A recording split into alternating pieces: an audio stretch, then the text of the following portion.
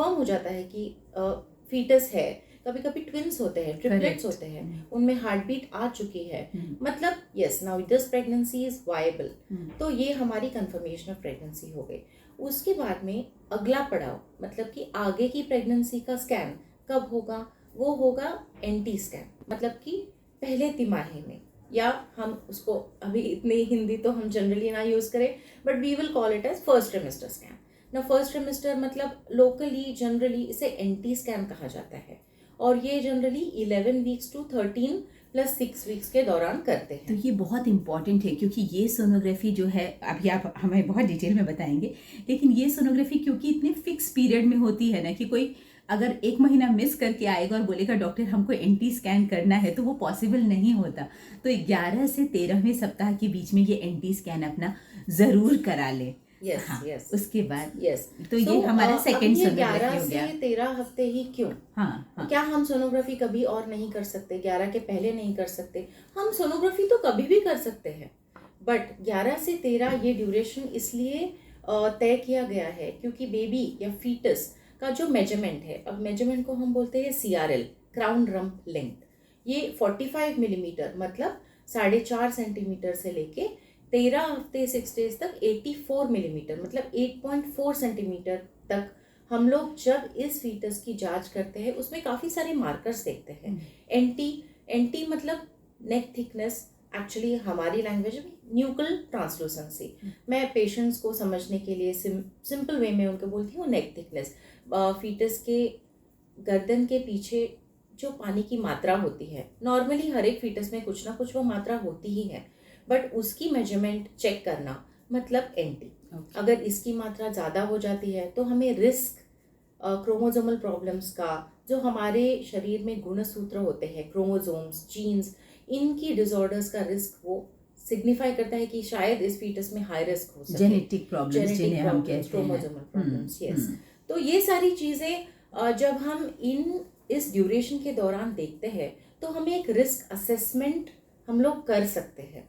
तो ये risk assessment जो एक लेडी है, अगर उसकी एज है, फर्स्ट ऑफ ऑल तो जब वॉक इन करते हैं तो उसकी एज पे डिपेंड करता है।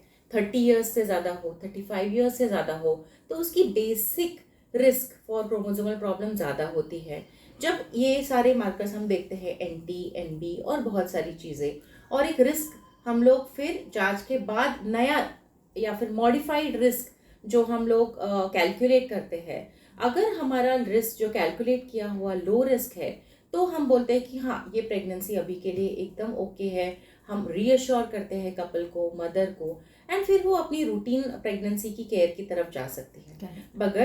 पर अगर इस पड़ाव पे हमें अगर कोई भी मार्कर मिलता है जिससे हमें लगता है कि इस फीटस को कोई हाई रिस्क हो सकता है, तो हम यहाँ पे रुकते हैं, थोड़े बहुत फर्दर टेस्टिंग एडवाइस करते हैं। तो we will discuss about the Down syndrome, और जो इम्पोर्टेंट है वो हम अपने नेक्स्ट पार्ट में कर लेते हैं। लेकिन हमारा यहाँ पे हो जाता है बहुत इंपॉर्टेंट, जो बिल्कुल मिस नहीं करना है, वो है हमारा एंटी स्कैन, जो कि 11 to 13 वीक्स में करा ले।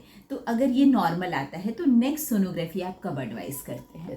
तो मैं सिर्फ ये बोलूंगी कि ये पॉइंट पे हम लोग सिर्फ छाट रहे हैं हमारी प्रेगनेंसी को, कर दे रहे हैं, स्क्रीन कर रहे हैं कि ये चलो ये सब नॉर्मल है, सो इसको आगे बढ़ाएंगे जस्ट इन अ रूटीन वे। अगर कुछ है प्रॉब्लम तो we'll deal with it. So suppose हमारा सब कुछ ओके है, everything is fine, next scan हमारा सबसे इम्पोर्टेंट स्कैन होता है, वो है एनोमली स्कैन। एनोमली स्कैन किया जाता है 18 to 20 वीक्स में, 18 से 20 हफ्तों में। अब 18 से 20 हफ्तों में क्यों? क्योंकि इस टाइम तक ऑलमोस्ट 90% से ज़्यादा जो हमारा फीटस है, जो हमारा बच्चा है, उसकी बनावट कंप्लीट हो चुकी होती है।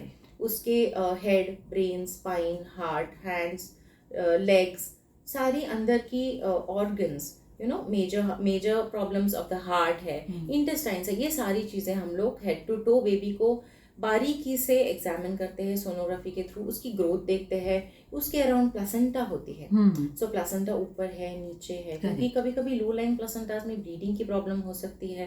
फिर उसके साथ में बच्चे को, यूट्रस को, मदर से ब्लड फ्लोज कैसे जा रहे हैं। Now what is blood flows? Blood flows से बेबी को खाना जा रहा है, सो ये खाना बच्चे को, मतलब न्यूट्रिशन अच्छा जा रहा है, कम जा रहा है, ये सारी चीज़ें हम इस टाइम पे देखते हैं, उसकी जांच करते हैं, अगर हमें कुछ कम लगे उसके लिए हम कुछ स्टेप्स उठा सकते हैं, उसकी ब्लड फ्लोज को बढ़ा सकते हैं, ऑल दैट। तो kind of you can guide the obstetrician कि इस बच्चे में कुछ एक्स्ट्रा करने की जरूरत है। अगर लगे तो we can start those medications. उसके बाद में सर्विक्स मतलब जो बच्चेदानी या यूट्रस का मुंह होता है वो क्लोज्ड है, कुछ हाई रिस्क केसेस में वो शॉर्ट हो जाता है, ओपन हो जाता है, तो उसे स्टिच डालने की जरूरत। सो ये सारी चीजें, मतलब बच्चा तो है ही, बट बच्चे के साथ प्लेसेंटा है, यूट्रस है, blood flows, nutrition, question, I am sorry to मतलब इंटरप्ट यू डॉक्टर प्रिया, लेकिन मैं जानना चाहती थी कि ये भी एक बात मैं चाहती हूँ कि आप मेरे दर्शकों को समझाएं कि जब आप कोई सोनोग्राफी कर रहे हैं, स्पेशली जब अनॉमली स्कैन कर रहे हैं, तो कितने % चांसेस है कि हम लोगों को हम डिटेक्ट कर पा रहे हैं प्रॉब्लम्स? ये ज़रा सा क्लियर, क्योंकि सोनोग्राफी नॉर्मल आई तो ये नॉर्मल का क्या मतलब होना चाहिए? राइट। सो अब मैं ये कहना चाहूँगी कि हमारी जो ये मेडिसिन की शाखा है, ये कोई मैथमेटिक्स तो है नहीं।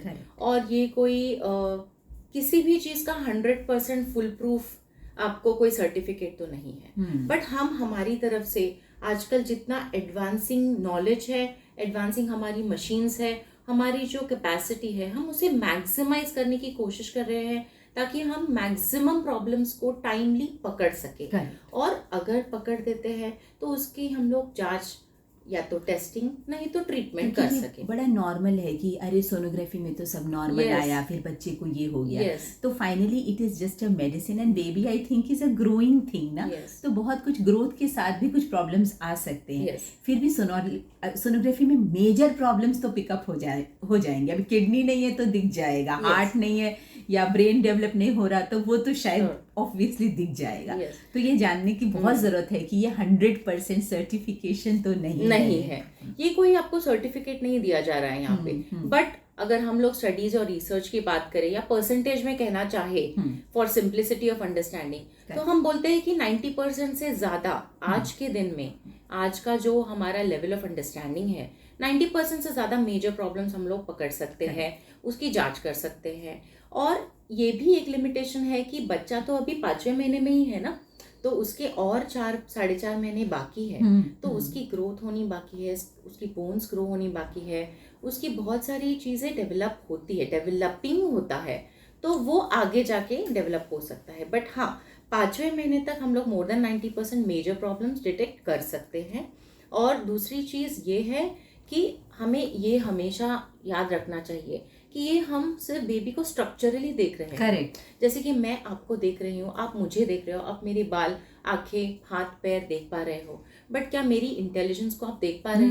नहीं। क्या मेरे सुनने की कैपेसिटी को आप देख पा रहे हो? आपको पता है कि मुझे देख के मुझे कितना दिख रहा है। सो आजकल जब हमारे यहाँ पे प्रेग्नेंट कपल्स आते हैं तो आई वुड नॉट से कि कुछ रॉन्ग है, बट ये उनकी नेचुरल इंक्विजिटिवनेस है कि बच्चा मेरा इंटेलिजेंट है क्या, उसको सब कुछ दिखता तो है ना, उसको सुनाई तो देता है, वो सुंदर तो है ना, वो गोरा तो है। सो आई वुड से कि ये हमारी लिमिटेशन है, ये हम नहीं देख सकते।